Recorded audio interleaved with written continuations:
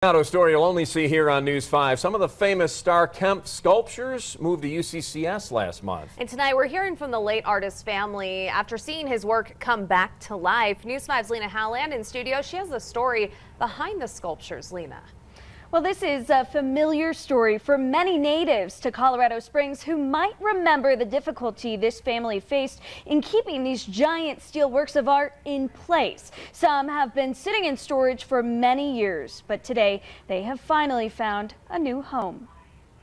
Quite unbelievable, to be honest with you. Joshua Kempf calls himself the protector of these sculptures. I really never imagined that we'd be here today or that anything like this was going to be possible. His grandfather, Starr Kempf, spent up to 3 years on each piece of work when he created them back in the 70s, prominently displayed for years in the front lawn of his Cheyenne Canyon neighborhood. My grandfather put things up without asking permission.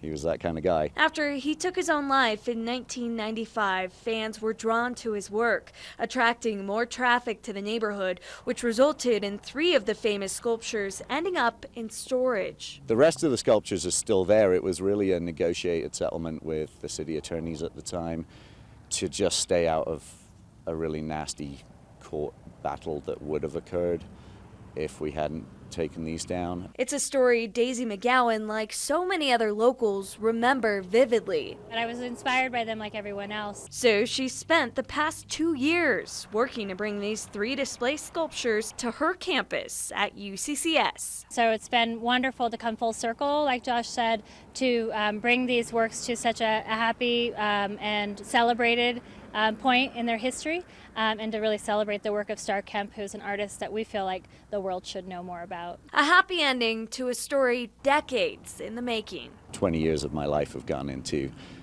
this kind of change happening, so I know my grandparents would be really happy too.